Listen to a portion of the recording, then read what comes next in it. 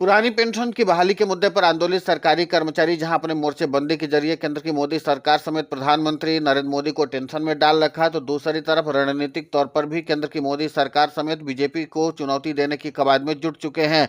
और खासकर पुरानी पेंशन की बहाली के मुद्दे पर आंदोलित सरकारी कर्मचारी अब राज्यों के विधानसभा चुनाव में बीजेपी को सबक सिखाने की कवायद में जुट चुके हैं। और इसका खुलासा भी सरकारी कर्मचारियों के प्रतिनिधियों ने कर दिया है। दरअसल पुरानी पेंशन की बहाली के मुद्दे पर आंदोलित सरकारी कर्मचारियों के प्रतिनिधियों ने एक साफ संकेत दिया है कि जिस तरीके से हमने लोकसभा चुनाव 2024 में रणनीतिक तौर पर वोट किया और उसका नतीजा यह हुआ कि बीजेपी पूर्ण बहुमत के आंकड़े से दूर हो गई थी। और उसी के नाते से सरकारी कर्मचारियों ने एक जबरदस्त तरीके से सियासी संदेश दिया था, जिसके बाद बीजेपी ने अपने तमाम बैठकों में इस मामले पर मंथन किया था। अब सरकारी कर्मचारियों को लगता है कि एक ऐसी ही रणनीति बना करके बीजेपी को चुनावी राज्यों में झटका देने की जरूरत है। और उसके लिए सरकारी कर्मचारियों को एक निर्णायक वोट बैंक तैयार करना पड़ेगा, और उसके लिए सरकारी कर्मचारियों की संख्या अब काफी ज्यादा तादाद में है। इसीलिए पुरानी पेंशन की बहाली के मुद्दे पर आंदोलित सरकारी कर्मचारियों ने एक नया रणनीतिक प्लान बना लिया है। सरकारी कर्मचारियों को अगर लगता है कि वो निर्णायक वोटर हैं, तो ठीक उसी तर्ज पर काम करेंगे जैसे बीजेपी को लोकसभा चुनाव में उनके जो सांसद थे या जो प्रत्याशी थे उनको 2000, 3000, 4000 वोटों के अंतर से हार का सामना करना पड़ा था। ये वही निर्णायक वोटर थे जिन्होंने बीजेपी को चुनाव में हराने का काम किया था। अब माना जा रहा है कि पुरानी पेंशन की बहाली के मुद्दे पर आंदोलित सरकारी कर्मचारी इसी तरीके की एक रणनीति बना करके विधानसभा चुनाव में बीजेपी को झटका देने की कवायद करेंगे, और इसके लिए बाकायदा प्लान भी तैयार किया जा रहा है। आपको बता दें कि पुरानी पेंशन की बहाली के मुद्दे पर आंदोलित सरकारी कर्मचारियों के प्रतिनिधियों ने कहा कि अब कर्मचारी फैक्टर को सबसे ज्यादा मजबूत करने की जरूरत आन पड़ी है। इसलिए पुरानी पेंशन की बहाली के मुद्दे पर आंदोलित सरकारी कर्मचारियों ने 5 लोगों को अपने साथ जोड़ने का फैसला कर लिया है। यानी एक खुद सरकारी कर्मचारी और बाकी परिवार के 5 अन्य लोगों को अपने साथ जोड़ने की कवायद में जुटेंगे।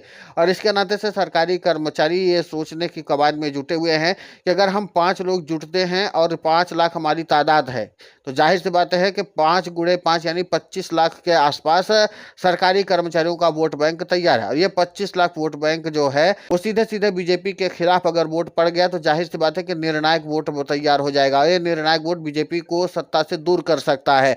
तो जाहिर सी बात है कि इस तरीके की रणनीति बनाई गई है। लेकिन सरकारी कर्मचारी सिर्फ इसी रणनीति पर नहीं काम कर रहे हैं, बल्कि उनके कई और बैकअप प्लान भी तैयार हैं। सरकारी कर्मचारियों ने कहा कि हम अपने परिवार के 5 वोट पर पूरा फोकस रखेंगे कि ये वोट बीजेपी के खिलाफ ही जाए।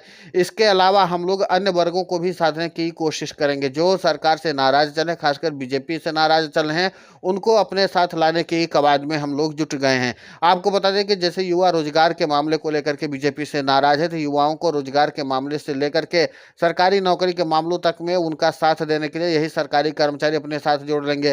तो जाहिर सी बात है कि एक तरफ कर्मचारी का परिवार, उसी के बाद सीधे युवाओं का परिवार भी अगर जुड़ गया तो बीजेपी को सियासी तौर पर नुकसान हो सकता है। इसके अलावा किसान अगर बीजेपी के खिलाफ हैं तो उनको भी अपने साथ जोड़ने की कवायद की जाएगी। इस तरीके की रणनीति बना करके सरकारी कर्मचारी जो चुनावी जीत का विजय रथ बीजेपी का निकला हुआ है उसको रोकना चाहते हैं। और राजनीतिक विश्लेषकों का मानना है कि अगर इस तरीके की रणनीति सरकारी कर्मचारी बना रहे तो जाहिर सी बात है कि इसका इम्पैक्ट भी काफी ज्यादा देखने को मिलेगा। अब जिस तरीके से पुरानी पेंशन की बहाली के मुद्दे पर आंदोलित सरकारी कर्मचारियों ने अपना इरादा जाहिर किया है, ये बीजेपी आला कमान के अंदर हड़कंप मचाने के लिए काफी है। क्योंकि जाहिर सी बात है कि 2024 के लोकसभा चुनाव में बीजेपी ने कई फैक्टर पर काम किए थे, लेकिन सरकारी कर्मचारियों ने एक ही झटके में बीजेपी के सभी फैक्टर को धराशायी कर दिया था। आपको बता दें कि उस समय भी बीजेपी सबसे ज्यादा महिला वोट बैंक पर दांव खेला था और महिला वोट बैंक ने बीजेपी का साथ भी दिया। लेकिन सरकारी कर्मचारियों का जो निर्णायक वोट बैंक था उसको जब सरकारी कर्मचारियों ने इस्तेमाल किया बीजेपी के खिलाफ, तो बीजेपी पूर्ण बहुमत के आंकड़े से दूर हो गए। और यही के नाते से अब यह है कि पुरानी पेंशन की बहाली के मुद्दे पर आंदोलित सरकारी कर्मचारी इन दिनों विपक्षी दलों के पसंदीदा वोट बैंक बन चुके हैं, क्योंकि उनको मालूम है कि अगर विपक्षी दल सत्ता में आते हैं तो हमें पुरानी पेंशन का लाभ दिलाएंगे। और इसीलिए पुरानी पेंशन की बहाली का मुद्दा अब एक बार फिर से केंद्र की मोदी सरकार समेत राज्यों की बीजेपी शासित सरकारों के लिए टेंशन का सबब बनता चला जा रहा है। अब ऐसे में देखना दिलचस्प होगा कि पुरानी पेंशन की बहाली के मुद्दे पर आंदोलित सरकारी कर्मचारी आगे किस तरीके से केंद्र की मोदी सरकार से पंगा लेते हैं। क्योंकि जाहिर सी बात है कि अब सरकारी कर्मचारियों की जो रणनीतिक तौर पर प्लान बन के तैयार है, कर्मचारी फैक्टर की बात अब लगातार होने लगी है। और आपको बता दें कि 2024 के लोकसभा चुनाव में जब बीजेपी की ओर से समीक्षा बैठक की गई थी तब भी पुरानी पेंशन की बहाली के मुद्दे पर काफी ज्यादा चर्चा की गई थी। खासकर सबसे बड़े राज्य उत्तर प्रदेश की बात की गई। यहाँ पर भूपेंद्र चौधरी के सामने सभी सांसद प्रत्याशी प्रत्याशियों ने इस बात को स्वीकार किया था कि हम लोगों के सामने पुरानी पेंशन की बहाली के मुद्दे पर आंदोलित सरकारी कर्मचारियों ने एक ऐसा जाल बिछाया जिसके चंगुल में हम फंसते चले गए और इसके नाते से हमें हार का सामना करना पड़ा। अब माना जा रहा है कि चुनावी राज्यों में अगर इस तरीके की रणनीति के साथ सरकारी कर्मचारी धरातल पर उतरेंगे तो जाहिर सी बात है कि बीजेपी को तगड़ा झटका लग सकता है। और खासकर बिहार का जो विधानसभा चुनाव प्रस्तावित है, यहाँ पर सरकारी कर्मचारी अगर इस तरीके की रणनीति अख्तियार करते हैं तो जाहिर सी बात है कि इसकी जड़ें प्रधानमंत्री नरेंद्र मोदी की कुर्सी तक हिला सकती है।